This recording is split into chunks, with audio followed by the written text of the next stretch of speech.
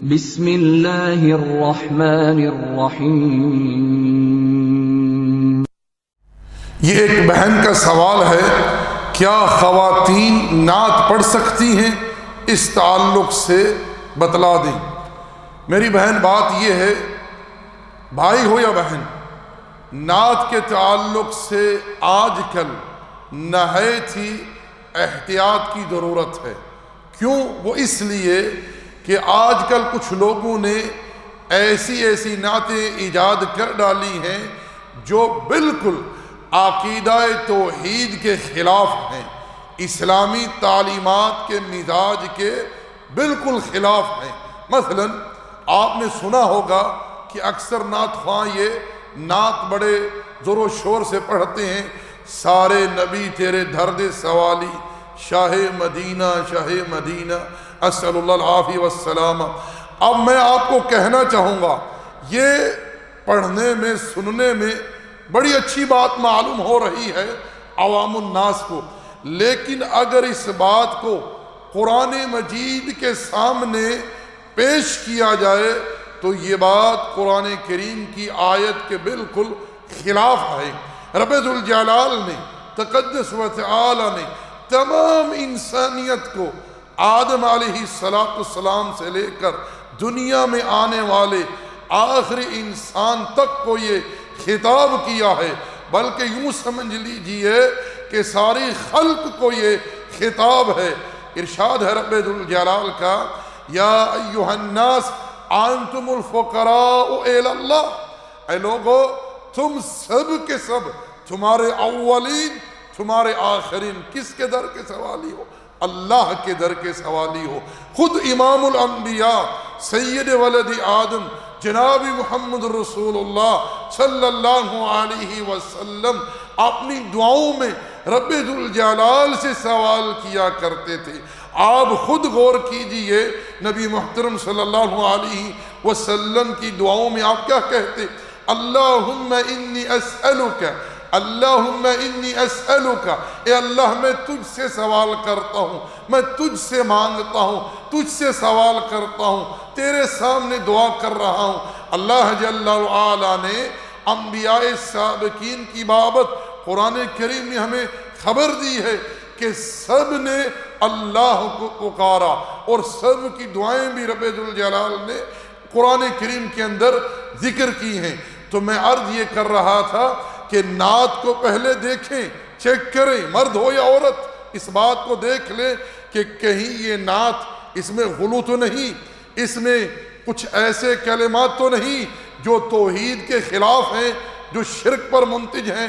ایسے تمام کلمات سے اجتناب کریں، کیونکہ ایک شخص نے نبی صلی اللہ علیہ وسلم کے سامنے مجرد یہ کہہ دیا، ماشاء اللہ و شئت، جو اللہ چاہے، جو آپ چاہیں۔ رسول اللہ صلی اللہ علیہ وسلم نے کیا ارشاد فرمایا؟ اجعلتنی للہ ندا، کیا تو نے مجھے اللہ کا ہمسر کر دیا، اللہ کے برابر کر دیا؟ قل ما شاء اللہ وحدہ، تو یہ کہہ کہ جو اللہ اکیلا چاہے۔ تو میرے بھائی میرے دوستو، نہایت ہی احتیاط کی ضرورت ہے۔ اسی طرح بہن کے سوال میں یہ بات بھی آپ لوگ سمجھ لیں کہ خواتین اگر نعت پڑھنا چاہتی ہیں، پہلی بات تو یہ ہے کہ نعت کے اندر غلو نہ ہو، کسی قسم کے شرکیہ کلمات کی کوئی آمیزش نہ ہو۔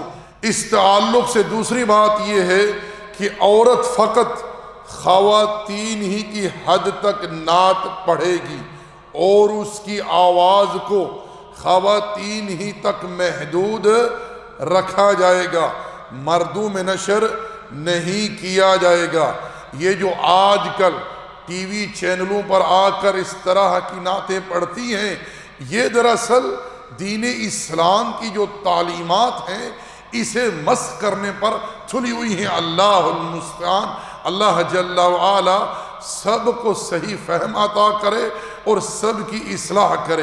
اللہ کے بندو غور کریں، حالت نماز میں اگر عورت مقتدی ہے اور امام نے کسی معاملے میں غلطی کی ہے تو اسلام نے عورت کو سبحان اللہ کہنے کا حکم نہیں دیا، بلکہ ہاتھ پر ہاتھ مارے گی عورت اور امام کو خبردار کرے گی اس غلطی کے معاملے میں۔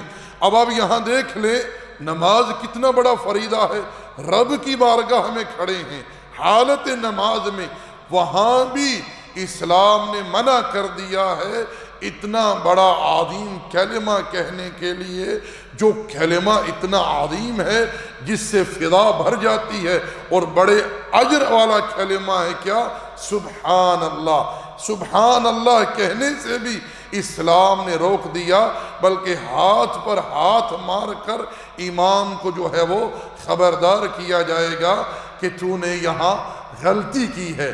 اس لیے میں گزارش کروں گا کہ خواتین کے لیے اگر وہ نعت پڑھنا چاہتی ہیں تو اپنی نعت کو پہلے دیکھ لیں کہ کہیں ان کی نعت جو ہے عقیدہ توحید کے مزاج کے خلاف تو نہیں۔ دوسری بات یہ ہے کہ عورت کی آواز کو فقط عورتوں تک محدود رکھا جائے۔ ان دو شرطوں کے ساتھ اگر عورت نعت پڑھنا چاہتی ہے تو پڑھ سکتی ہے۔ وما علینا الا البلاغ وصلی اللہ علی نبینا محمد وعلی آلہ وصحبہ اجمعین۔